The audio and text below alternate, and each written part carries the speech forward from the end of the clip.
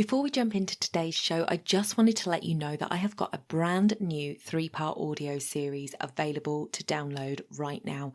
If you head over to donnaeade.com/3-part audio, that's all one word, no spaces, you can download your How to Build Your Authority with Podcasting audio series. This is going to address guesting and hosting. So if you're interested in either of those and you want to know how to build your authority, head over to donnaeade.com/3-part audio. The link will be in the show notes. You're listening to the Mindset and Action Podcast, the place to be to grow and streamline your business. I'm your host, Donna Eade. Let's jump into the show.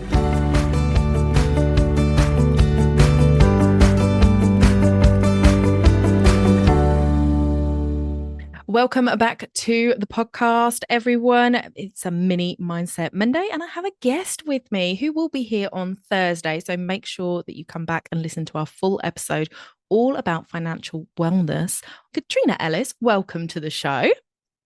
Thank you very much, Donna. Thanks for having me here. I'm so excited, both for this conversation, but also for Thursday's conversation. It's going to be a good one, guys. You really don't want to miss it. So, Caitriona, tell everybody a little bit about who you are and what it is that you do. So I'm Caitriona Ellis, originally from Ireland, live in the Isle of Man. I run the Financial Wellness Academy, and something that was born out of my own personal experience of financial desperation and wanting to find a better way, and then doing lots of education myself about a topic that really we don't talk a lot about. So I've got 3 kids, and I'm a big fan of sea swimming, and I think that's pretty much it. Brilliant. And you can come back on Thursday to find out more and have more conversations with Caitriona about all of that. It's really good. It's a really good episode. I'm really, really pleased with it. So today we're going to be talking about that mini mindset nugget. So what I do with my guests is I ask them one simple question and you give us your answer and some tips, and we all learn from it. So the question is, what is the biggest block you've had to deal with so far within your business, and how have you kind of navigated that?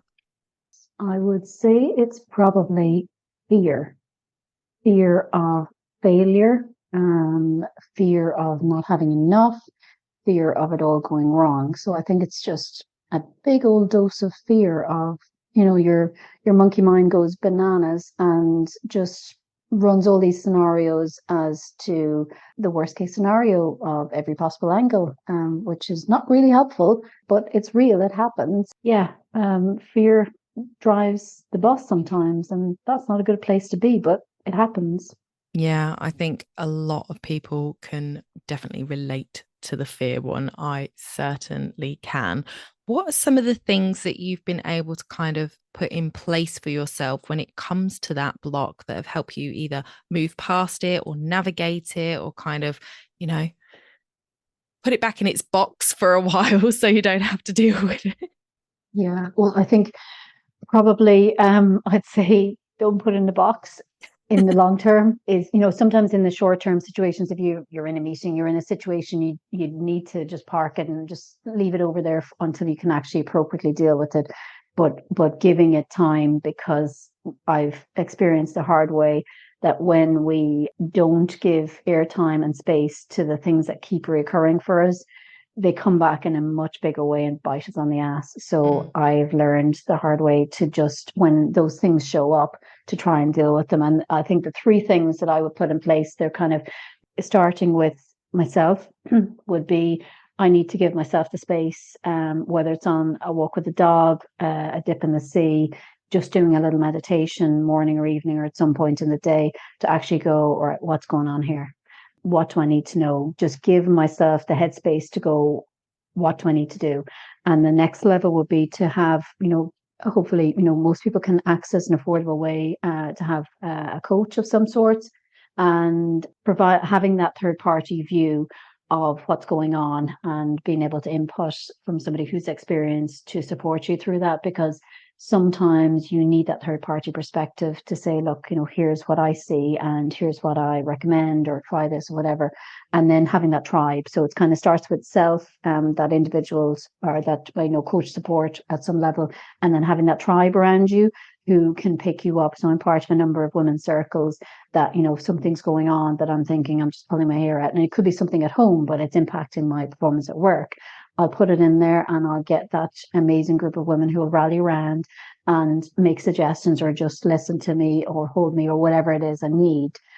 So I find those three pieces are really important too, because we sometimes we want to be superwoman and we want to think that we can sort it all ourselves, when reality is we all need help sometimes, and asking for help is no sign of failure. We just can't carry it all ourselves. So sometimes knowing when to help. And I have signs around my house. I've one in my office, one beside my bed. What do I need? What do I need help with? I've got a digital reminder, because I am terrible sometimes at asking for help. So I actually need to remind myself to go, okay, what do you need?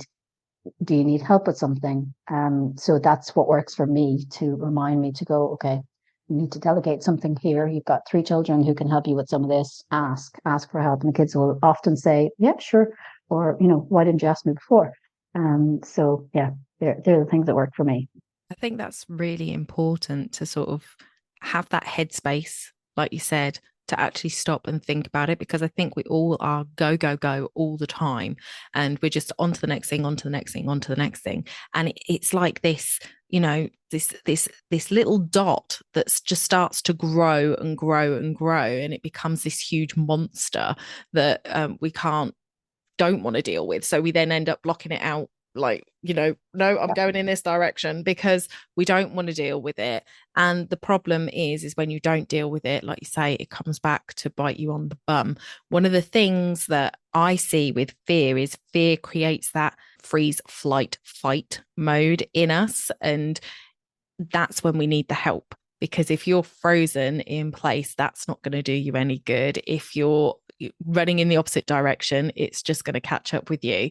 So then having that coach to come in and sort of say, okay, so what is the root cause of this? Because when we actually look at it, there is nothing to be fearful of when it comes to our businesses. It's not life or death. And that's what I always say to people that are like, oh, I've got to do that. Have you got to do it? Because nobody's gonna, like, I'm not a doctor, and I remember saying this in another podcast, or the guest said it, I'm not a doctor.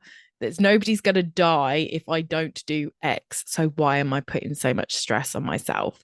So I think it's a really important one to address and get that support. And I love what you said about your tribe and having those people around you that you can just ask for help. And it is something that I think women really, really struggle with doing. We really want to be able to do it all ourselves. And it's kind of, I don't know whether it's the negative impact of the female empowerment movement, is that we've I gone think so. from being women that are at home, being the homemakers and not having a job and not having a voice, to say we want it. And now we've got it, we feel like we can't do anything but be this vision of, empowerment, and I can handle it all and I can do it all, because that's what we've wanted for so long. And it's like, no, because even men have struggled. And, when you look at, I think we mentioned it in Thursday's episode, talking about financial issues and then being sort of one of the biggest reasons for suicide. It's also a really big thing with men,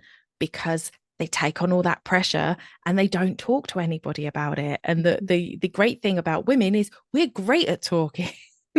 So Yeah. being able to have those conversations is really, really important, because getting at somebody else's perspective where they can go, nobody's going to die if you don't Absolutely. put that episode Yeah. out, if you don't do that job, if you get a bad review, we're all going to get them. It's not the end of the world. And just having that other perspective to bring you down and go, okay, maybe I'm catastrophizing a little bit when it comes to that. So important. Thank you so much for sharing that with us. I think it is a really important one to come back to again and again. So when anybody sort of mentions that fear is the biggest block, it's always a good, interesting conversation. So thank you for sharing that with us. Nice. Okay, guys, we are going to be back on Thursday with a fantastic episode. Honestly, it's so good. You don't want to miss it. Come back on Thursday, listen to Caitriona talk about her area of expertise, financial wellness. We're going to talk about what it means for you and how you can get started on your wellness journey. So come back then. Thank you, Caitriona, for coming on the podcast, and we will see you on Thursday.